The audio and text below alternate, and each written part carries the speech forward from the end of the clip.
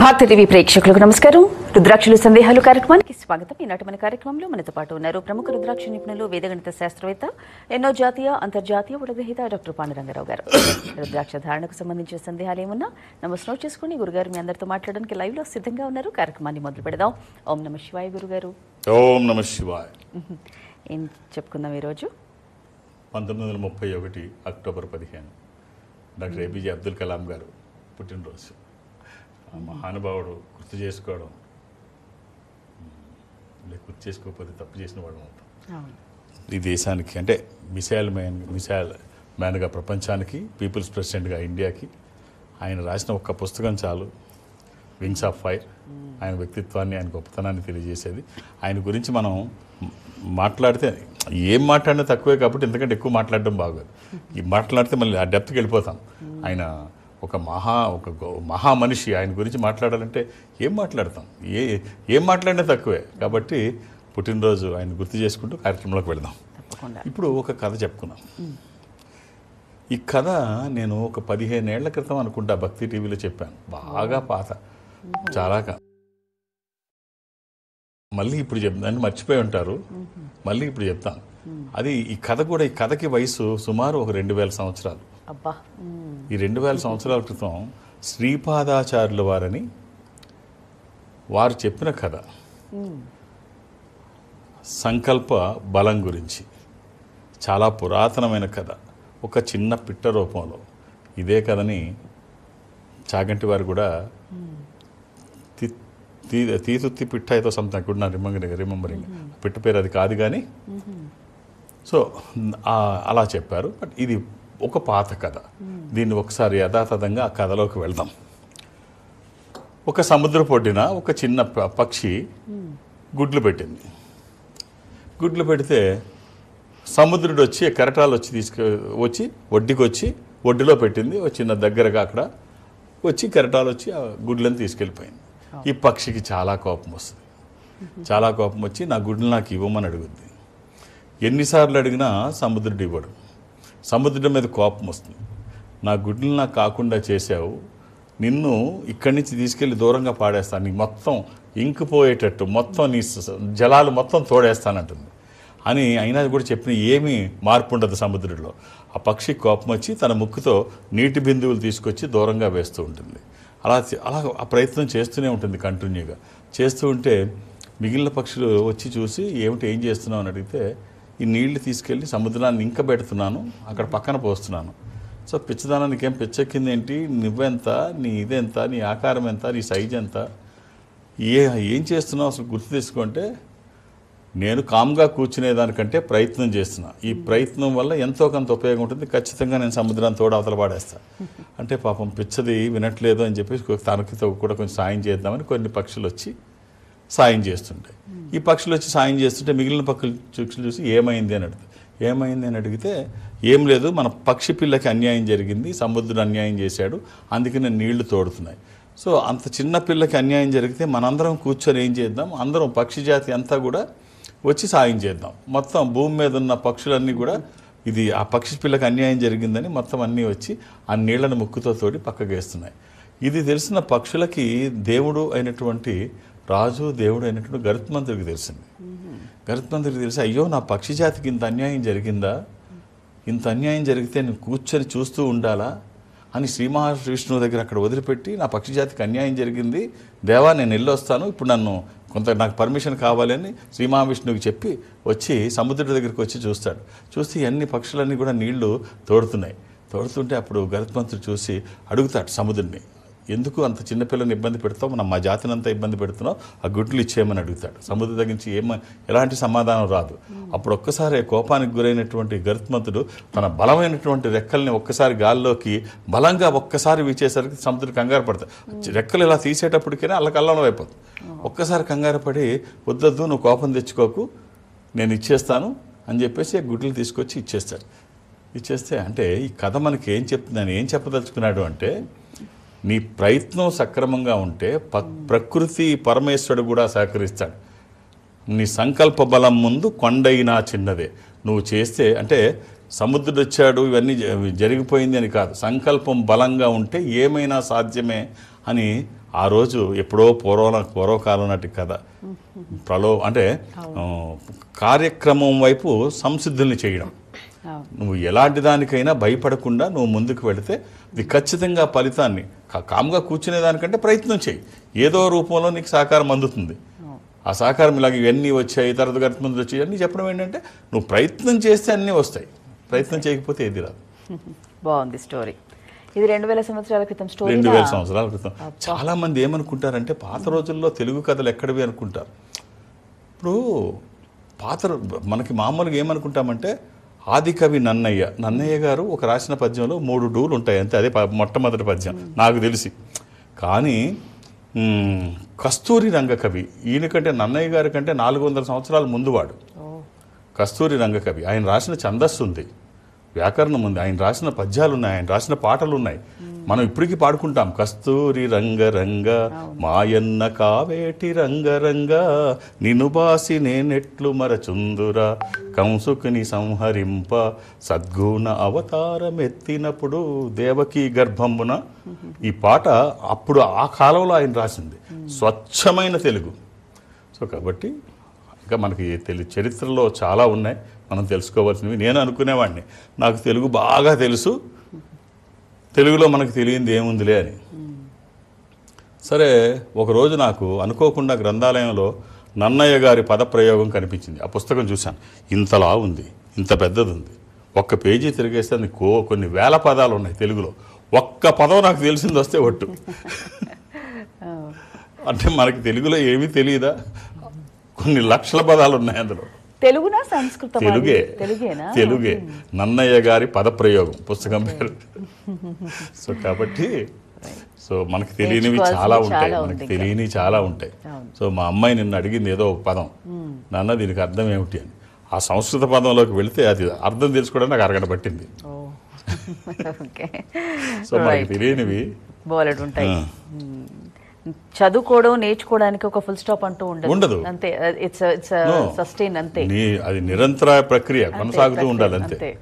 Right గురుగారు, బాగుంది story. Calls చూద్దాం. హలో హలో, చెప్పండి మీ పేరు? నాగరాణి అండి. మాట్లాడండి గురుగారితో. అమ్మా ఓం నమ శివాయ. నమశివాయ గురుగారు. ఏమిటమ్మా? సార్ మా హస్బెండ్ గురించి తెలుసుకోవాలని. 1984 sir, November 8. 1984 November 8. 8th November అమ్మా? Yes sir. అమ్మ థర్స్డే గురువారం పుట్టినట్టు తెలుసా అమ్మా? నాకు ఏమో సార్ తెలీదు. నాకు ఈ బర్త్ ఇదొకటి తెలుసు సార్ అంతే. ఆ రోజు పౌర్ణమి, ఫుల్ మూన్ డే అని తెలుసమ్మా? గురువారము పౌర్ణమి.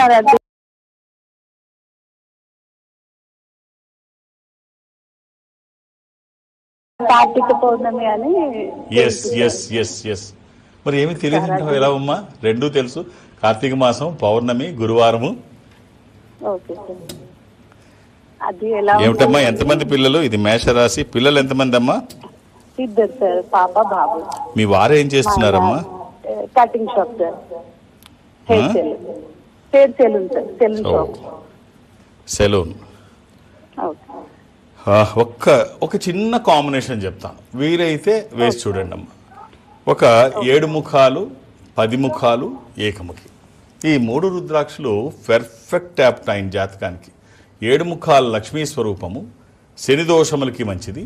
దశముఖి విష్ణు స్వరూపము, మానసిక ఒత్తిళ్లు తగ్గడానికి, వాస్తు దోషములు పోవడానికి, న్యాయపరమైన చిక్కులు అధిగమించడానికి. ఏకముఖి రుద్రస్వరూపము, అపమృత్యు బాధలు లేకుండా. ఈ 3 కలిపి కానీ, మూడిట్లో ఏదైనా ఒకటి కానీ వేసింది, అది వచ్చిన తర్వాత చాలా బాగుంటుందమ్మా. మనం చేస్తున్న పనికి దైవికమైన సహకారం. అందులో ఇప్పుడు వచ్చేది కార్తీకం. కార్తీకం ముందు రుద్రాక్షధారణ, అంటే కార్తీకంలో రుద్రాక్షధారణ చేస్తే అది దిగ్నీకృతం అవుతుంది, దశింతల ఫలితం వస్తుంది అంటారు. దానికి ముందు, కార్తీకానికి ముందు మనం రెడీగా రుద్రాక్షధారణ చేసుకొని ఉంటే ఆ ఫలితాలు చాలా బాగుంటాయి. అవకాశం ఉంటే ధరించమని చెప్పండి. మరో కాల్ చూద్దాం. హలో, నమస్తే అండి, మీ పేరు? హలో, అమ్మ మాట్లాడండి, గురువు గారు ఉన్నారు. అదే ఇప్పుడు సాయి కృష్ణారెడ్డి దగ్గర కదా తెలుసు చూస్తున్నా, కొంచెం అదే జాతకం చెప్తాను. ఓకే, మళ్ళీ ఒకసారి డేట్ ఆఫ్ బర్త్ చెప్పండి అమ్మా. అదే 6వ నెల 9వ తారీఖు. 9వ నెల 9వ తారీఖు 6వ నెల 6వ నెల 9వ నెల 6వ తారీఖు. పర్వాలేదు చెప్పండి. ఓకే, 6వ తారీఖు 9వ నెల 98. ఎవరిదమ్మా ఇది? అది ఇప్పుడు చెప్తా గురువు గారు, సాయి కృష్ణారెడ్డి. ఓకే, ఎవరండి మీ అబ్బాయా? మా అబ్బాయి. అమ్మా ఆదివారం పుట్టినట్టు అబ్బాయి గుర్తుందా అమ్మా? ఆదివారం. ఎంతమంది పిల్లలు మీకు సాయి కృష్ణారెడ్డి కాకుండా? 3 మగబిడ్డలు, 3. ఆ రోజు పౌర్ణమి అని తెలుసా అమ్మా? పౌర్ణమి రోజు అని తెలుసా? పున్నమి రోజు తెలుసా? ఆదివారము 2 పున్నమి రోజు. అదే ఇది మీనరాశి, ఉత్తరాభాద్ర నక్షత్రము.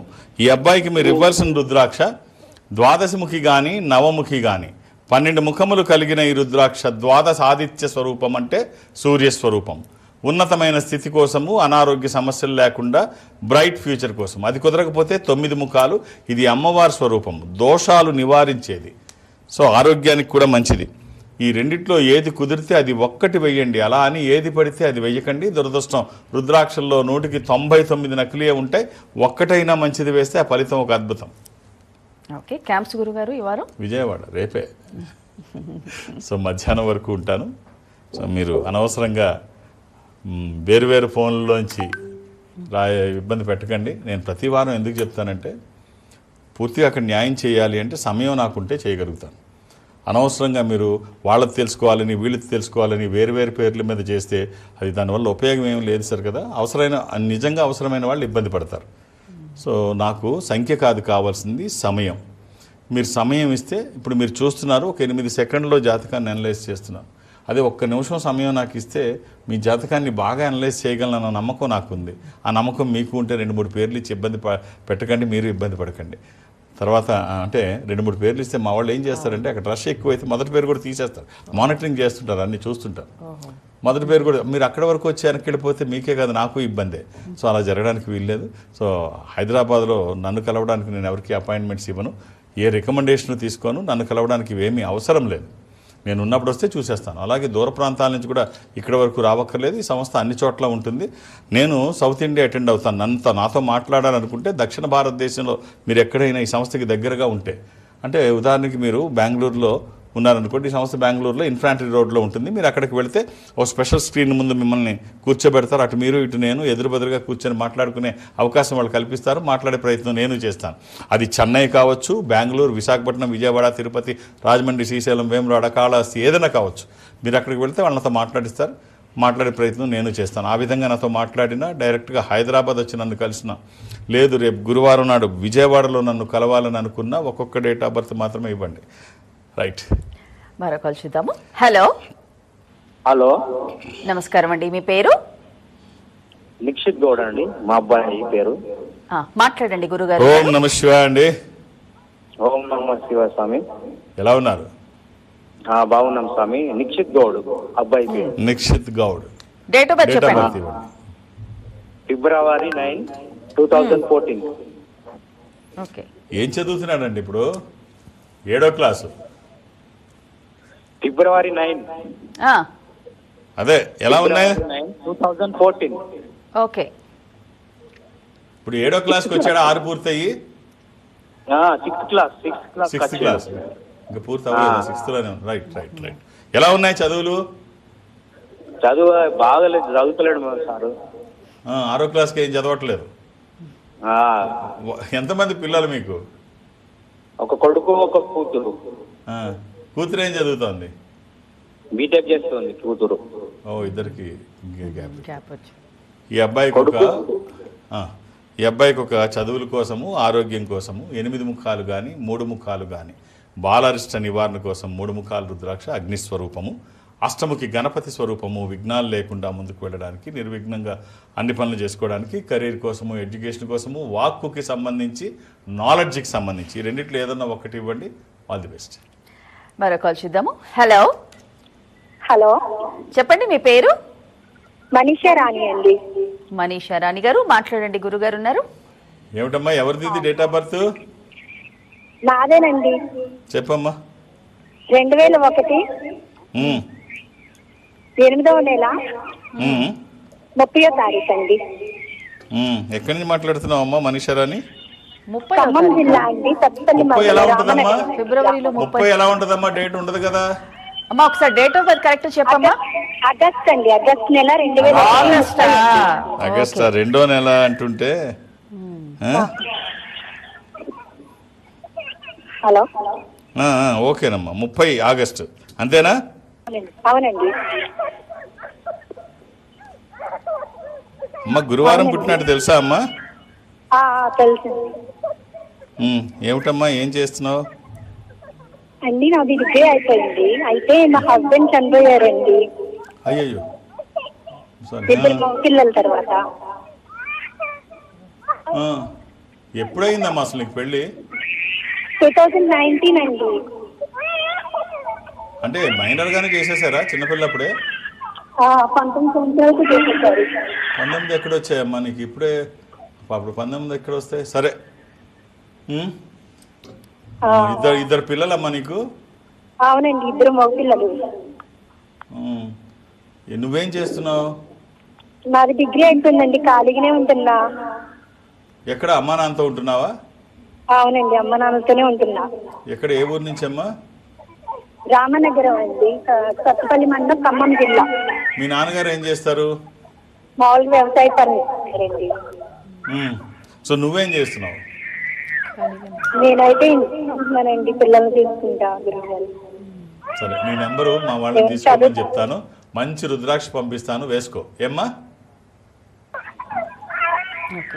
మనీషారాని? అవునండి.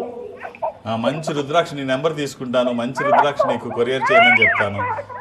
అది వేసుకోమ్మా, మంచి జరుగుతుంది. లేదు నీకెవరన్నా హైదరాబాద్లో తెలిస్తే ఇక్కడ పంపించి నేను ఇచ్చి పంపిస్తాను. ఏమ్మా? ఏంటండి? నీకెవరైనా హైదరాబాద్లో ఉంటే వాళ్ళని పంపించు, నేను ఇచ్చి పంపిస్తాను. లేదా నేనే కొరియర్, నీ నెంబర్ తీసుకొని కొరియర్ చేస్తాను. ఓకేనమ్మా? అది వేసుకో, చాలా బాగుంటుంది. శుభం. రైట్. ఇక ఇప్పుడు చాలా వరకు కూడా ఎన్నో మార్పులు వచ్చాయి. మనకు టైంకి తగ్గట్టు, సిచ్యువేషన్స్ తగ్గట్టు మనం కూడా మారుతూ ఉండాలి అని అంటూ ఉంటారు. మీరే చాలా సందర్భాల్లో చెప్తూ ఉంటారు. అయితే కొంతమంది సమాజం మారితే మారిందిలే, మేమైతే ఇలాగే ఉంటాం అనే ధోరణిలో కూడా ఉంటుంటారు. అంటే అది ఎంతవరకు కరెక్ట్? చాలా మంది ఇలాగే ఉంటారు. మాకు ఇంకో పని రాదండి, అలవాటు పడిపోయాం, అప్పటి నుంచి అదే చేస్తున్నాం, ఇప్పుడు కొత్త పనులు ఏమి నేర్చుకుంటాం, ఇలా బతికేస్తున్నాం, బతకనివ్వండి, ఇప్పుడు మాతో కాదు. ఇలా ఏదో రకంగా బతికేద్దాం అనుకున్న వాళ్ళు కొత్త దాన్ని యాక్సెప్ట్ చేయకపోవడము, పాత దాంట్లో ఇబ్బందులు పడుతున్నా అదే కొనసాగించడం ఎలా అవుతుంది? ఇప్పుడు పూర్వకాలంలో సైన్ బోర్డులు రాయడానికి ఆర్టిస్టులు ఉండేవాళ్ళు. వాళ్ళు వచ్చి పరంజా కట్టుకొని అన్నీ కట్టుకొని దాని మీద బోర్డు రాయడానికి చాలా టైం పట్టేది, బాగా బిజీగా ఉండేవాళ్ళు వాళ్ళు. ఇప్పుడు బటన్ నొక్కితే ప్రింట్ వచ్చేస్తుంది. నేను ఇంకా పెయింట్లు వేస్తాను, ఇది పరంజా కట్టుకొని నేను బోర్డులో ఎవడు పిలుస్తాడు? ఎవడికి అవసరం? ఖచ్చితంగా నువ్వు మారాలి, డిజిటల్ ప్రింట్ వరకు, డిజిటల్ వైపు మారాలి. మారకపోతే ఎవడు పిలవడు, అసలు వర్క్ ఉండదు. ఇలాగే ఫోటోగ్రఫీ ఇంతకుముందు ఖాళీ ఉండేది కాదు. ఏదన్నా ఈ అమెచ్యూర్ ఫోటోగ్రఫీ అనేవాళ్ళు మామూలుగా తీస్తే, మామూలు ప్రొఫెషనల్ ఫోటోగ్రాఫర్స్ వేరుగా ఉండేవాళ్ళు. బర్త్డేస్కి కనీసం వాళ్ళ పిల్లల్ని కూడా, కుర్రోడిని కూడా పంపించడానికి టైం ఉండేది కాదు వాళ్ళకి, అంత బిజీగా ఉండేవారు. ఇప్పుడు అది మారిపోయింది, సెల్ ఫోన్లో వీడియోలు కూడా తీసేస్తున్నారు ఇప్పుడు. సో కాబట్టి నేను ఇంకా అదే పట్టుకొని వేలాడుతానంటే అది ఎంతవరకు ఉండాలో అంతవరకే. మారకపోతే వెనకబడిపోవడం కాదు, ఫోర్స్ఫుల్గా వెనక్కి నెట్టివేయబడతాం. ఒక చిన్న కథ, ఒక టోపీలు అమ్మే వ్యక్తి టోపీలు అమ్ముకుంటూ వెళుతున్నాడు పూర్వకాలంలో.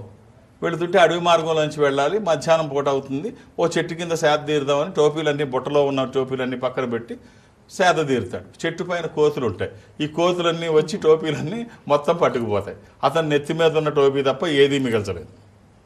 అన్ని టోపీలు పట్టుకుపోతే లేచి చూస్తాడు, టోపీలు ఏమీ ఉండవు. పైకి చూస్తే కోతులన్నీ అటు ఇటు గెంతుతుంటాయి చెట్ల మీద టోపీలు వేసుకొని వెరైటీగా. ఇలా జరిగింది ఏంటని చెప్పేసి సరే చూస్తాడు. చూసి ఆ కోతులని చూసి తన నెత్తి మీద టోపీ ఇలా తీసి ఇలా విసిరేస్తాడు. ఆ కోతులన్నీ కూడా తన నెత్తి మీద ఉన్న టోపీలు ఇలా తీసి ఇలా పట్టుకొని ఇలా విసిరేస్తాడు. మొత్తం ఆ టోపీలన్నీ కలెక్ట్ చేసుకొని బొట్టలో పెట్టుకొని వెళ్ళిపోతాడు. కొన్ని సంవత్సరాలు జరిగిపోతాయి, కాలం గడిచిపోతుంది. ఎన్నో సంవత్సరాలు అయిన తర్వాత మనవడు ఇదే పని చేస్తూ అదే వృత్తి చేస్తూ వెళుతూ ఉంటాడు. వెళుతూ ఉంటే తన తాత చెప్తాడు, జాగ్రత్త, మధ్యలో అడవిలో నువ్వు సేద తీర్చాలనుకుంటే అక్కడ కోతులు ఉంటాయి, అవి టోపీలు ఎత్తుకుపోతాయి, నీ టోపీ వాటికి చూపించి నువ్వు ఇలా వేస్తే నువ్వేం చేస్తే అవి అదే చేస్తాయి, కాబట్టి నీ టోపీ వాటికి చూపించి విసిరే, అవి చూపించి విసిరేస్తే అప్పుడు తీసుకొని వచ్చాయి, లేకపోతే అవి పట్టుకుపోతే జాగ్రత్త అని చెప్తాడు. తాత చెప్పాడు కదా, తీసుకొని వెళుతూ ఉంటాడు. వెళుతూ ఉంటే అలాగే చెట్టు వస్తుంది, సేద తీరుదామని మధ్యాహ్నం కూర్చుంటాడు. కూర్చుంటే కునికిపాట్లు పడతాడు, లేచి చూస్తే టోపీలు ఏమీ ఉండవు, నెత్తి మీద టోపీ తప్ప, అన్నీ కోతులు పట్టుకుపోతాయి. కోతులు పట్టుకుపోతే అప్పుడు చూస్తాడు, చూసి కోతులన్నీ అటు ఇటు గెంతుతుంటాయి టోపీలు తీసుకొని. తన నెత్తి మీద టోపీ తీసి ఇలా పట్టుకొని ఇలా వేస్తాడు. ఒక కోతి వచ్చి విసిరిన టోపీని కూడా తీసుకొని వెళ్ళిపోద్ది అని అప్పుడు నవ్వుతూ కోతులన్నీ అంటాయి, తాత నీకే కాదు మాకు తాత ఉన్నాడు, మీ తాత నీకు చెప్పినట్టే మా తాత మాకు చెప్పాడు, నువ్వు ఇలాగ వేస్తావని. సో కోతులే మారినప్పుడు మనం మారకపోతే ఎలాగా? సో అవి మారాయి, మనము మారాలి. సో కాలాన్ని అలా కాలం ఎలా చెప్తే అటు వెళ్ళాలి, వెళ్ళకపోతే ఇలా. బాగుంది స్టోరీ. కాల్ చూద్దాం. హలో సార్ నమస్తే అండి, గుడ్ మార్నింగ్ అమ్మా. నమస్కారం అండి, మాట్లాడండి. గురుగారు ఉన్నారు. ఓం నమః శివాయ అండి. ఎలా ఉన్నారు?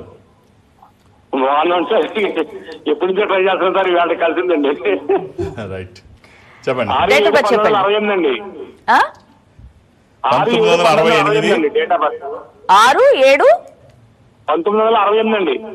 జూలై 6వ తారీఖు జూలై 6 అండి. 68. ఉదయం 10 to 11 లోపు అండి. అవునండి, శనివారం నాడు. ఎంతమంది పిల్లలండి? 2 అమ్మాయిలు 1 అబ్బాయి అండి. నేను ప్రస్తుతం పడిపోయానండి, బండి మీద పడిపోయాను, ఇంటికాడ ఉన్నా, ఖాళీగా ఉన్నాను సార్. ఆ రోజు ఏకాదశి ఏం చేసేవారు? ఏదో కొట్లో గమనిస్తానండి. వృశ్చిక రాశి, జ్యేష్ఠ నక్షత్రము. ఏం చేసేవారండి? కిరాణా కొట్లో గుమస్తా అండి. ఇప్పుడు ఏం చేయట్లేదా? ఇప్పుడు ఏం చేయట్లేదండి, 10 నెలలు అయిందండి, పడిపోయింది సార్. బండి నుంచి బాల్ బద్దలైంది, అది ఆపరేషన్ పెట్టారు కానీ గుండె పంపింగ్ స్లో అని ఆపరేషన్ ఆగిపోయింది సార్. మరి ఖాళీగా ఉన్నాను సార్, కొద్దిగా చెప్తారని. పిల్లలు ఎంతమంది మీకు? 2 అమ్మాయిలు 1 అబ్బాయి అండి. వాళ్ళు ఏం చేస్తున్నారు? సెటిల్ అయిపోయారా? సెటిల్ అయిపోయారండి. అబ్బాయి ఎలక్ట్రీషియన్ అండి, అమ్మాయిలు మిమ్మల్ని బాగానే చూస్తారా మరి? మనరాళ్ళు అంతే, అన్ని అయిపోయింది. మిమ్మల్ని బాగా చూస్తారా మరి? బాగా చూస్తున్నారు sir. Very good, very good. Right, ఒక్క రుద్రాక్ష చెప్తాను, వీలైతే వేసుకోండి. అర్ధచంద్రాకారంలో ఉండే ఏకముఖి. ఇది పరతత్వ జ్ఞానానికి, విజితేంద్రియ తత్వానికి, అపమృత్యు నివారణకి, అనారోగ్యాన్ని దూరం చేస్తూ ఆరోగ్యాన్ని పరిరక్షిస్తూ అన్ని రంగాల్లో ముందుంటుంది ఈ ఒక్క రుద్రాక్ష. కుదిరితే ఇది వేసుకోండి, లేకపోతే సింపుల్గా ఒక 7 ముఖాలు లక్ష్మీ స్వరూపము, శని దోషములకి కూడా మంచిది. ఈ రెండిట్లో ఏది వీలైతే అది వేసుకోండి. వచ్చిన తర్వాత అన్ని రకాలుగా బాగుంటుంది. శుభం. ఆహార నియమాలు ఏమీ లేవు. రైట్ గురుగారు, నాటి కార్యక్రమంలో మంచి ఎగ్జాంపుల్స్తో మంచి స్టోరీస్ మా అందరికి పంచుకున్నారు. ధన్యవాదాలు. ఓం నమః శివాయ. వీక్షించారుగా ఇది నాటి రుద్రాక్షుల సందేహాలు కార్యక్రమం. మరో కార్యక్రమంలో మళ్ళీ కలుసుకుందాం. నమస్కారం. Indo Nepal Rudraksha organisation, Jubilee Hills road number 45 మరియు సోమాజిగూడ, హైదరాబాద్. సంప్రదించాల్సిన ఫోన్ నంబర్స్ 9118845678, 9177778855, 8186899997, 7700963888. మా వెబ్సైట్ www.indonepalrudraksha.com.